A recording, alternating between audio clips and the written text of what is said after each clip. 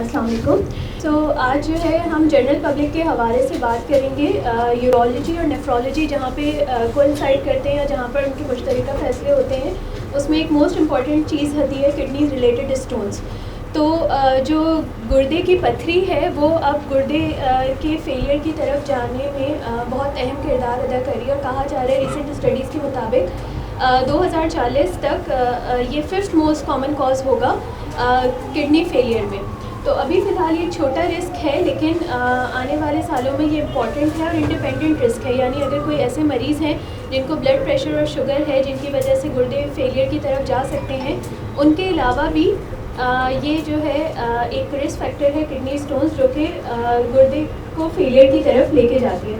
तो सबसे पहले एक छोटी सी वीडियो है ये बताने के लिए कि किडनी स्टोन्स असल में किस तरीके से बनते हैं। ओके, तो किडनी स्टोन्स असल में गुर्दे के अंदर ही बनते हैं और अगर जब वो पास होने की कोशिश करें तो पेशेंट को hard mass of crystals that can form in the kidneys, ureters, bladder, or urethra. Urine contains compounds that consist of calcium, sodium, potassium, oxalate, uric acid, and phosphate. If the levels of these particles get too high, or if urine becomes too acidic or basic, the particles can clump together and crystallize.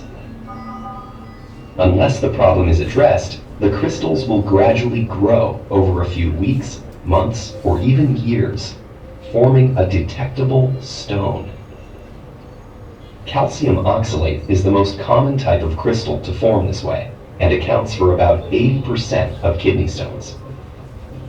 Less common kidney stones are made of calcium phosphate or uric acid. A slightly different type of stone, made of the minerals magnesium ammonium phosphate or struvite, can be caused by bacterial infection. And even rarer stones can result from genetic disorders or certain medications. A kidney stone can go undetected until it starts to move. When a stone travels through the kidney and into the ureter, its sharp edges scratch the walls of the urinary tract. Nerve endings embedded in this tissue transmit excruciating pain signals through the nervous system, and the scratches can send blood flowing into the urine. This can be accompanied by symptoms of nausea, vomiting, and a burning sensation while urinating. If a stone gets big enough to actually block the flow of urine, it can create an infection or backflow and damage the kidneys themselves. ठीक है, तो जो गुर्दे की पथरी है ये बहुत इम्पॉर्टेंट है। अगर इसको टाइमली ट्रीट ना किया जाए तो ये इसकी वजह से गुर्दे फेल हो सकते हैं।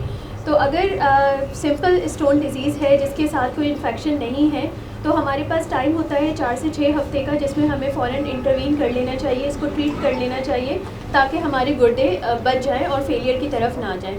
लेकिन अगर किसी पेशेंट को पहले से कोई इन्फेक्शन या पहले से कोई बीमारी चल रही है, या वो हाइपरटेंसिव है, या उसको डायबिटीज़ है, तो उसके लिए और जल्दी ट्रीटमेंट नेसेसरी होता है ताकि हम गुर्दों को फेलियर से बचा सकें। तो हमें जो है सबसे पहले स्टोन डिजीज़ को प्रिवेंट करने के लिए कुछ ख़ास जनरल पब्लिक के लिए है जो ज़रूरी है।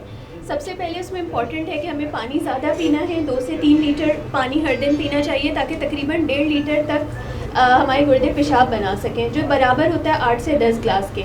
लेकिन अगर कोई बंदा मज़दूरी करता है या जिसको ऐसी कंडीशन जिसमें पसीना ज़्यादा आता है, तो उसे मज़ीद पानी की ज़रूरत होती है। इसके अलावा फलों का और सब्ज़ियों का ज़्यादा इस्तेमाल करना चाहिए।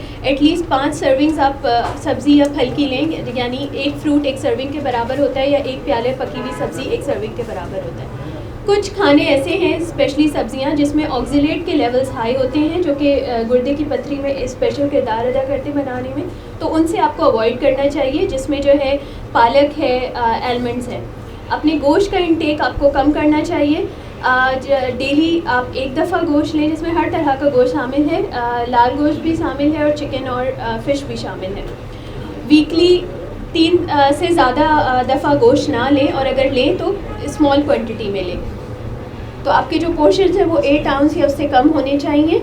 इसके अलावा नॉन एनिमल सोर्सेज होते हैं प्रोटीन के लिए, जहाँ पे प्रोटीन इनटेक की ज़रूरत है, तो बीन्स है, कीना है, हमस है, इस तरह की चीज़ें जो कि नॉन एनिमल सोर्सेज हैं, उनका इस्तेमाल किया जाए। इसके अलावा कैल्शियम का इंटेक बहुत जुडिशल होना चाहिए, ना ज़्यादा लें ना कम लें। इसके लिए आप अपने फैमिली फिजिशियन से रब्ता करें। अगर किसी वजह से आपको कैल्शियम सप्लीमेंट लेने की ज़रूरत है तो बेहतर है कि आप उसको खाने के साथ इस्तेमाल करें। और इसके अलावा आपके खाने में नमक की क्वांटिटी कम होनी चाहिए। तो ये कुछ चीज़ें हैं जिससे आप अगर अपनी ज़िंदगी में शामिल करें तो आप पथरी की बीमारी से महफूज रह सकते हैं, जो कि अल्टीमेटली गुर्दे के फेलियर का बायस बन सकती है। तो कुछ कॉमन क्वेश्चंस जो नॉर्मली हमारे पास आते हैं ओपीडी में, उसमें सबसे इम्पॉर्टेंट ये होता है कि भाई हमें जो गुर्दे की पथरी की बीमारी है तो क्या मैं रमज़ान के रोज़े रख सकता हूँ, जैसे कि अब रमज़ान आने वाला है। तो इसका आंसर ये है कि आप बिल्कुल रोज़े रख सकते हैं, लेकिन आपको दूसरी चीज़ों से परहेज़ करना होगा। ऐसी एक्टिविटीज़ से जिससे आपको पसीना ज़्यादा आए उनसे थोड़ा सा परहेज़ कीजिए, और सहरी के टाइम पे और इफ्तार के टाइम पे पानी का इस्तेमाल अच्छा कीजिए। तो इनके साथ आप रोज़े रख सकते हैं। फिर हमसे सवाल पूछा जाता है कि अगर मुझे पथरी हो गई है तो मैं क्या कभी भी टमाटर और पालक या इस तरह की चीज़ें नहीं इस्तेमाल कर सकता? तो कर सकते हैं, लेकिन लिमिटेड क्वांटिटी में कर सकते हैं, ज़्यादा क्वांटिटी में उसको अवॉइड कीजिए। और एक क्वेश्चन हमसे एक और ये भी पूछा जाता है कि पान छालियाँ खा लेने से क्या पथरी बन जाती है? तो इसका कोई डायरेक्ट रिलेशन नहीं है, लेकिन पान छालिया की वजह से दूसरी बीमारियां होती हैं, जिसमें मोस्ट इंपॉर्टेंट है कि जिस्म में पानी की कमी होती है, और ये बहुत इंपॉर्टेंट कॉज है गुर्दे में पथरी बनाने के लिए। तो इन सब चीज़ों से अवॉइड करें। Thank you so much.